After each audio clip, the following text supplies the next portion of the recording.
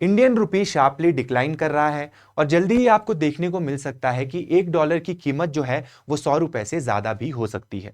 तो आज की वीडियो में हम देखेंगे कि जो यूएस डॉलर है वो इतना ज्यादा स्ट्रांग कैसे हो रहा है, और स्पेसिफिकली अगर हम बात करें कि इंडियन जो करेंसी है वो इतनी ज्यादा शार्पली डिक्लाइन क्यों कर रही है। इंडियन जो गवर्नमेंट है वो क्या ऐसे स्टेप्स ले सकती है जिससे जो रुपी की डिक्लाइनिंग वैल्यू है उसको कंट्रोल किया जा सके। तो चलिए बिना किसी देरी के आज की वीडियो स्टार्ट करते हैं। तो सबसे पहले देखते हैं कि यूएस डॉलर इतना ज्यादा स्ट्रांग क्यों हो रहा है। देखो, सबसे पहला रीजन है geopolitical tensions. Russia Ukraine war चला हुआ है, साथ में ही आपका जो हमास और इजराइल के बीच में बहुत ज्यादा प्रॉब्लम देखने को मिली, और रिसेंटली जो यूएसए और ईरान है उसकी वजह से भी बहुत ज्यादा जियोपॉलिटिकल टेंशंस यहाँ पे क्रिएट हो रही है। देखो, इसी जियोपॉलिटिकल टेंशंस की वजह से क्या हो रहा है कि ऑयल प्राइसेस पूरे वर्ल्ड में इंक्रीज हो रहे हैं। और आपको पता है कि जो ऑयल है, जो इंटरनेशनल जो मार्केट में ऑयल खरीदा जाता है उसमें सबसे ज्यादा अमाउंट में खरीदा जाता है डॉलर्स से। ठीक है, तो डॉलर्स की वैल्यू यहां पे धीरे धीरे क्या हो रही है, बढ़ रही है। ठीक है, अब देखो यहां पे एक और चीज हो रही है कि भाई इन सारी चीजों की वजह से रिसेशन का फियर भी बढ़ रहा है इन्वेस्टर्स में। तो अब जो इन्वेस्टर्स हैं जो पहले डेवलपिंग कंट्रीज में इन्वेस्ट करते थे वो अब यहां से अपना पैसा बाहर खींच के वापिस एक सेफ जगह देखना चाह रहे हैं। और सबसे सेफ करेंसी जो वर्ल्ड की है वो है आपकी डॉलर। और जो यहां पे इन्वेस्टर्स हैं वो वापिस जा रहे हैं यूएस मार्केट की तरफ और वहां पे दोबारा से री इन्वेस्ट कर रहे हैं, जिसकी वजह से जो डॉलर है उसके प्राइसेस बढ़ रहे हैं। अब देखते हैं कि इंडिया की करेंसी इतनी ज्यादा वल्नरेबल क्यों है। देखो, इंडिया को ना बहुत ज्यादा जरूरत है डॉलर की।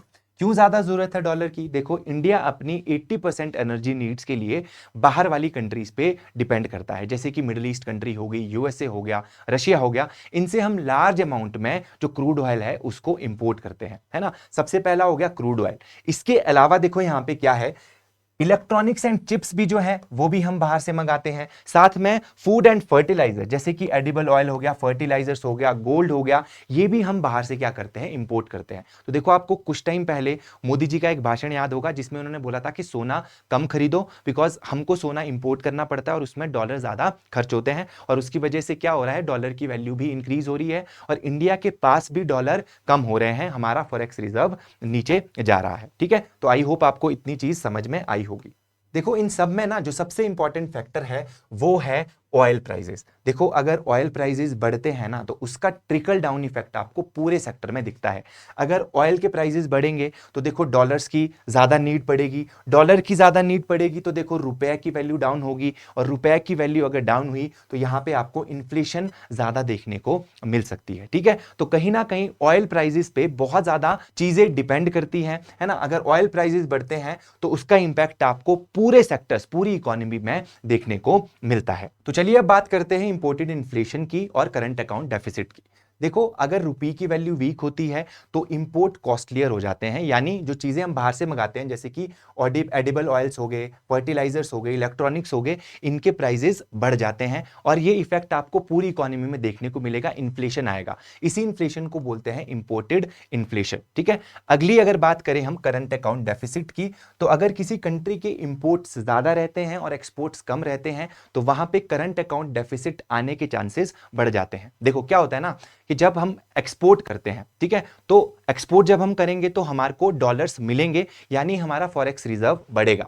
अगर हम यहां पे क्या करेंगे, इंपोर्ट करेंगे, तो यहां पे क्या चीज होती है, इंपोर्ट करने से क्या होता है कि जो हमारे डॉलर है हमारी कंट्री से बाहर जाते हैं तो फॉरेक्स रिजर्व क्या करता है, गिरता है। ठीक है, तो ये चीज होती है। अगर देखो फॉरेक्स रिजर्व किसी कंट्री का ज्यादा है तो वो कंट्री सेफ है, यानी वो कंट्री काफी ज्यादा अमाउंट में चीजों को इंपोर्ट कर सकती है। और इंडिया को तो इंपोर्ट करने की बहुत ज्यादा जरूरत है, बिकॉज इंडिया अपनी एनर्जी नीड्स के लिए बाहरली कंट्रीज पे डिपेंडेंट है और उसको तो ऑयल इंपोर्ट करना ही पड़ता है। ठीक है, तो देखो ये चीज है यहां पे करंट अकाउंट डेफिसिट। ठीक है, चलो जी, अब अगर देखो इस चीज को हमारे को मेंटेन करना है, बिकॉज इस टाइम हमारे इंपोर्ट्स बढ़ रहे हैं, तो हमको इस चीज को हम बाईपास कैसे कर सकते हैं। देखो यहां पे जो करंट अकाउंट डेफिसिट है उसको हम फंड कर सकते हैं बाय फॉरेन इंस्टीट्यूशन इन्वेस्टर्स के द्वारा। एफडीआई अगर इंडिया में आएगी, रेमिटेंसीज अगर इंडिया में आएंगे, बेसिकली अगर फॉरेन डायरेक्ट इन्वेस्टमेंट इंडिया में आई तो डॉलर बाहर से आएगा। रेमिटेंसीज यानी जो इंडियंस या फिर जो इंडियन ओरिजिन के लोग बाहर रह रहे हैं, इंडिया जो पैसा भेज रहे हैं,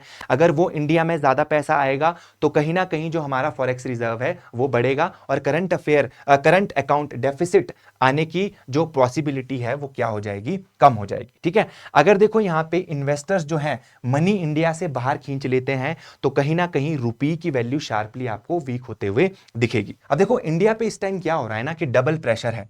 यहाँ पे एक तो ऑयल प्राइसेस इंक्रीज भी हो रहे हैं, है ना, यानी हमारे को ज्यादा डॉलर हमारे को चाहिए पड़ेंगे, और दूसरा जो फॉरेन इन्वेस्टर्स हैं वो इंडिया को छोड़ रहे हैं, तो कहीं ना कहीं करंट अकाउंट डेफिसिट जो है उसके आने की पॉसिबिलिटी इंडिया में ज्यादा है। ठीक है, चलो अब देखते हैं जो फॉरेन इन्वेस्टर्स है वो इंडिया को क्यों छोड़ रहे हैं। देखो सबसे पहला रीजन मैंने आपको बताया कि ग्लोबल अनसर्टेनिटी है, वॉर है, जियोपॉलिटिकल टेंशंस है, जिसकी वजह से यहाँ पे जो इन्वेस्टर्स हैं वो एक सेफर ऑप्शन देख रहे हैं।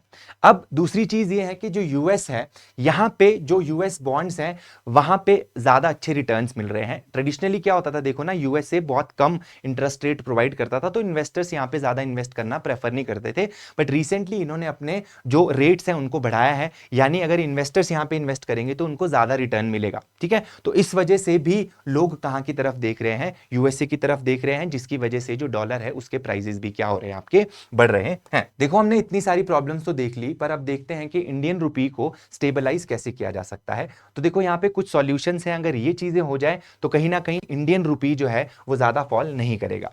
यहां पे अगर ऑयल प्राइसेस हैं वो गिर जाएं, अगर ऑयल प्राइसेस आपके फॉल हो जाते हैं, गिर जाते हैं, तो कहीं ना कहीं हमारे को जो इंपोर्ट है उसमें कम डॉलर स्पेंड करने पड़ेंगे, जिसकी वजह से यहां पे क्या हो सकता है, रुपी स्टेबलाइज हो सकता है। अगर जो जियोपॉलिटिकल सिचुएशन है वो थोड़ी अच्छी हो जाए, यूएस और ईरान के बीच में जो प्रॉब्लम्स हैं वो सॉल्व हो जाएं, तो कहीं ना कहीं उससे ऑयल प्राइसेस आपको डाउन देखने को मिलेंगे और मार्केट को वो काम करने का इफेक्ट करेगा, और इंडिया में फॉरेन इन्वेस्टर्स जो हैं वो ज्यादा अपना कॉन्फिडेंस दिखाएंगे। इसके बाद देखो आरबीआई को इंटरवीन करना पड़ेगा, है ना, आरबीआई को कुछ स्टेप्स लेने पड़ेंगे जिससे टेम्परेरी सपोर्ट यहां पे मिल सकता है। और अगर यूएसए में जो रेट्स हैं जिनको बढ़ाया गया है अभी, अगर उनमें कट किया जाए तो यहां पे जो इन्वेस्टर्स हैं वो ऐसी मार्केट्स में जाएंगे जहां पे उनको ज्यादा प्रॉफिट मिल सके। और अगर देखो यहां पे जो ये फॉरेन इन्वेस्टर्स हैं ये वापस इंडिया में आ जाए तो भी यहां पे क्या हो जाएगा कि यहां पे रुपी को स्टेबलाइज किया जा सकता है, और इंडिया को क्या करना पड़ेगा, देखो स्ट्रॉन्ग एक्सपोर्ट्स और यहां पे रेमिटेंसेस बहुत ज्यादा होने चाहिए। अगर हम ज्यादा एक्सपोर्ट करते हैं तो कहीं ना कहीं यहां पे जो डॉलर है वो दोबारा से इंडिया में आएगा। ठीक है, और दूसरी चीज है अगर रेमिटेंसेस आते हैं, जो यहां पे हमारे जो इंडियंस हैं या इंडियन ओरिजिन के लोग हैं जो बाहर रह रहे हैं, वो जब इंडिया पैसा भेजेंगे तो उस वजह से भी हमारा जो फॉरेक्स रिजर्व है वो बढ़ सकता है।